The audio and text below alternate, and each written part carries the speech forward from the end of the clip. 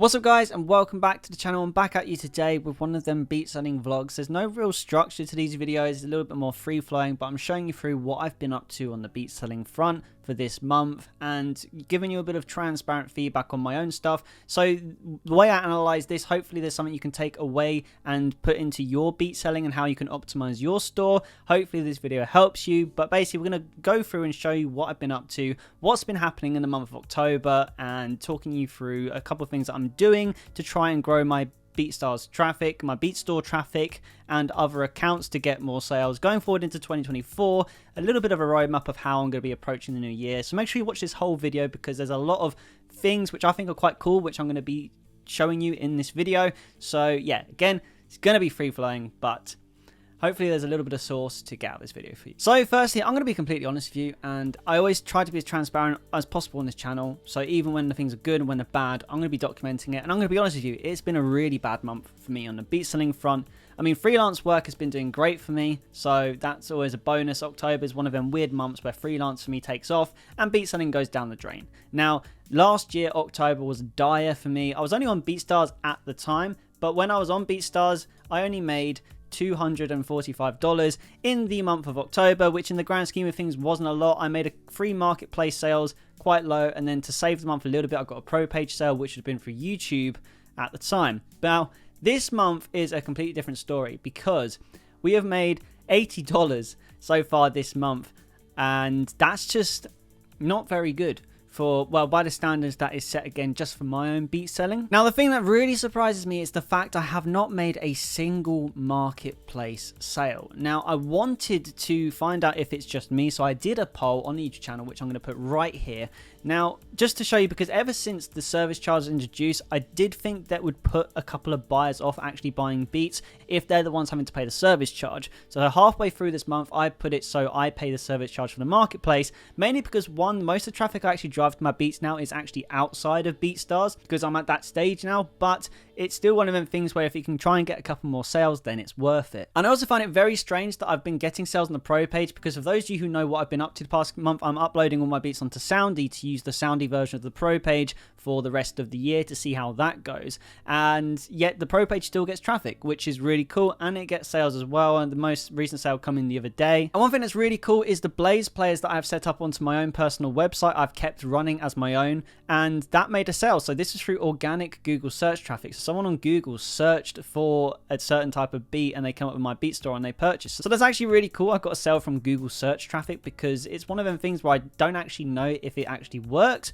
but apparently it does. So Google search traffic, very underrated. And in terms of the stats this month, my plays are massively down. I am experiencing a bit of an issue with me on the ranking on the algorithm of BeatStars at the moment. And that is probably my own fault because I haven't been niching as much as I should recently. I've been doing a couple of different types of beats, trying to experiment a bit, see if there's something else that I can take off on. So I kind of went away from the type of beats I've been making a little bit, and it has had a result impact on the beats and the ranking. I search a lot to see where my beats are ranking, and I'm hardly ranking anywhere, which is why my plays are massively down. But at the same time, because I'm not using the pro page, my plays are just going down in general. So my plans that I have going forward is, at the moment, I upload 5 times a week. I'm now going to be uploading 7 times a week as of November. This is something that, for a couple of reasons which I'm going to discuss later in the video, is why I'm doing it.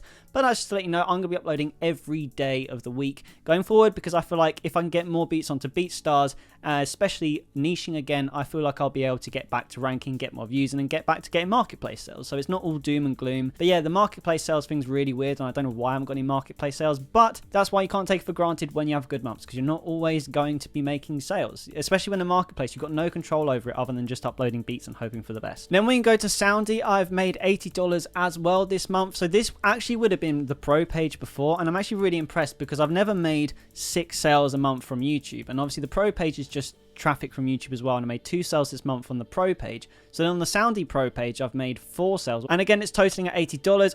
Everyone's only bought the basic license, which is why even though I made 4 sales, only $80. If it gone the other way, this could have been 400, this could have been a lot higher, but it's just 80. But 4 sales is really good. So the Soundy Pro page is really seeing like it does convert, even though we've had 11 carts created and an abandon rate of 55%. So that's 50% more sales I could have got.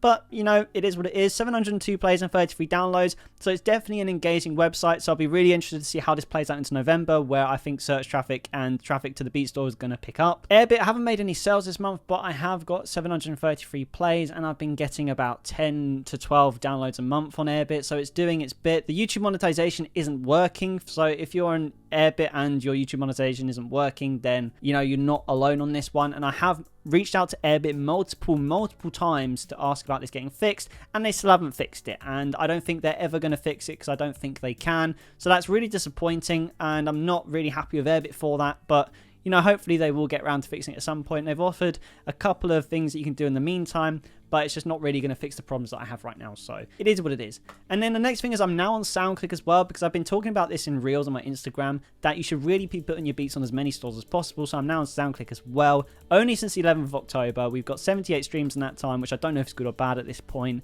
2 downloads, which unfortunately you don't get email capture with. So I'm tempted just to get rid of the download altogether and just encourage just write out sales.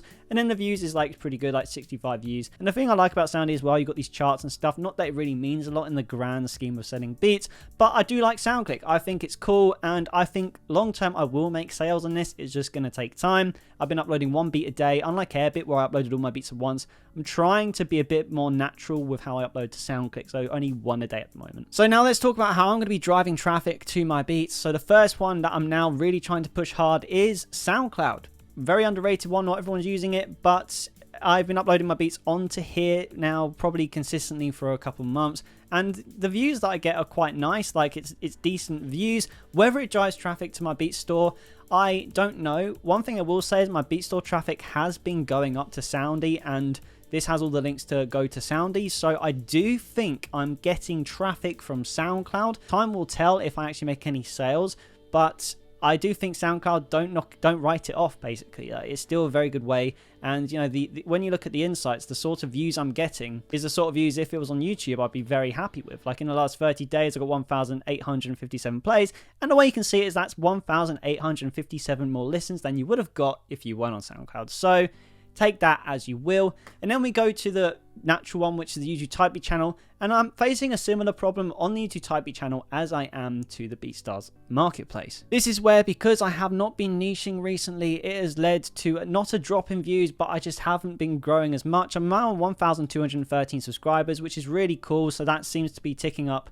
still nicely. But the one issue I have is I want to be really starting to explode this channel a bit more. My next target is to get to 5,000 subscribers. That would be a really nice milestone to get to, but I'm not going to get there unless, again, I'm niching my content a bit more. So you can see here, when we look at my most recent uploads, which you can, because that's where they normally pop up here, I've been doing a lot of Taylor Swift beats again recently, trying to get back on that Taylor Swift wave that I was riding, which initially grew this channel. And I've also been experimenting with as well with the thumbnails that I'm doing. So if we go to this video here, you can see the type of thumbnails I'm doing now is I've gone for a little bit more of a nostalgic approach and changing up, so not to have the artist on as much, but more trying to give the beats their own individual purpose. And I've done that by actually starting to name them again. A lot of type beat makers do this, so this isn't anything that's my idea, but I thought by giving a beat its own name, not only would it make it easier for people to search for beats on my Beat Store, but it also makes the beat a little bit more special. It's not just another Lewis Capaldi type beat. It's called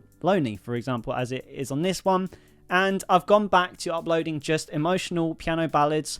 I'm still uploading Taylor Swift, and I'm also going to upload the odd indie loud type beats, because in the early days, they're the things that did really well for me. So I'm kind of going to go back to my roots for the rest of the year and try and get the algorithm working in my favor again. So if you're finding that you're having a drop in views, maybe you just need to think about what's actually performed well in the past or what's performing the best at the moment and trying to replicate that, because it's really easy to run out of ideas when the algorithm isn't working for you and you can think that it's just something that's not going to be fixed and the algorithm's against you. It's not. You've just got to sometimes change things up. Which leads on to my last thing that I'm doing on YouTube, and this is something that I'm going to do a whole video on, because this really needs to be touched on, because no one really does this, and I'm going to experiment with this to see if it works. And what that is starting reposting YouTube Type Beat channels in certain niches. The only way I could figure out this to make it work is I don't want to disrupt my own channel, because there's always that risk that it will do that when conducting this experiment. So what I've done is chosen type beats in a certain niche which haven't been performing on my YouTube type beat channel to see if I can get them to perform when they're in their own niche, and I'm constantly pumping out the same type of content for that. Now I decided I was going to experiment with 2 reposting channels, because